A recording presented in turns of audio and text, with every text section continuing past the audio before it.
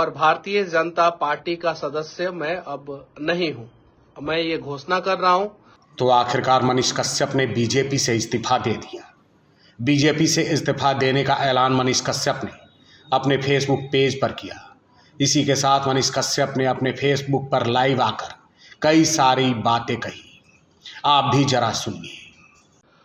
मैं मनीष कश्यप अब भाजपा में नहीं हूं और भारतीय जनता पार्टी का सदस्य मैं अब नहीं हूं।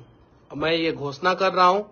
और मैं चनपटिया गया था, अपने क्षेत्र में गया था, बहुत सारे जगहों पे भ्रमण किया, बहुत सारे लोगों से मिला और अब मैं इस निर्णय पे पहुंचा हूं कि मुझे जो है बिहार के लिए लड़ना है, बिहारियों के लिए लड़ना है, मजदूरों के लिए लड़ना है, जो पलायन हो रहा है उसको रोकने के लिए लड़ना है। और मैं जब पार्टी में था तो भी जो है मैं इस संबंध में लगातार आवाज उठाते रहा हूं। लगातार मतलब कि लगातार आवाज उठाते रहा हूं जब पार्टी में था तो भी।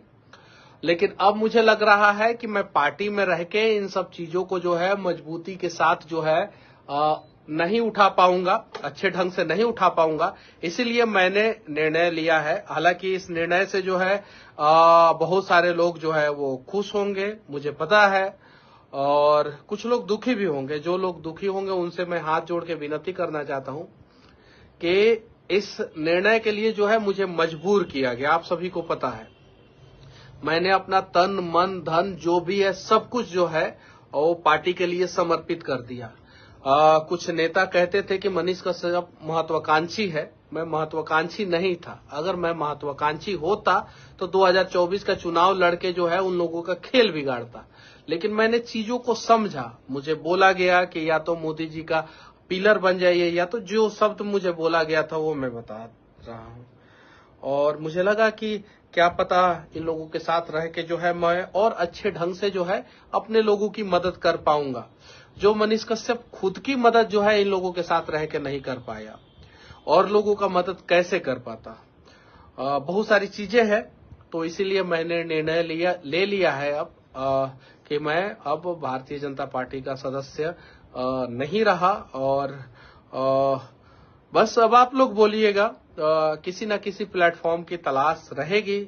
और क्या हम लोग जो है खुद एक नया प्लेटफॉर्म तैयार करें या किसी और के साथ मिलके जो है वो ब्रांड बिहार की बात किया जाए, नया बिहार की बात किया जाए, मजदूरों के समस्याओं की बात किया जाए, स्वास्थ्य विभाग में फैले भ्रष्टाचार के खिलाफ लड़ा जाए। यहाँ पे रहने का मतलब ये है कि आप जो है उन भ्रष्टाचार पे पर्दा डालो जो आपके सामने, आपके लोग आपके आंखों के सामने आपके लोगों के साथ ही कर रहे हैं। समझिए इस चीज को। और मुझे कहां से चुनाव लड़ना चाहिए ये भी आप लोग बताइएगा। किस पार्टी से लड़ना चाहिए या अकेले लड़ना चाहिए, ये सारी चीजें जो है आप लोग बताइएगा। और मैं स्वास्थ्य विभाग के खिलाफ आवाज उठाऊंगा भाई, बुरा मत मानिएगा। यहां बिहार के लोगों का जान बचाने की तरफ मैं खड़ा हूं। अब जान बचाने की तरफ जो जो लोग खड़े रहेंगे वो मेरा साथ देंगे, जो जान मारने की तरफ खड़े रहेंगे वही मेरा विरोध करेंगे। इस समय मनीष कश्यप काफी बेचैन दिख रहे थे। मनीष कश्यप के साथ पटना के पीएमसीएच में विवाद हो गया था।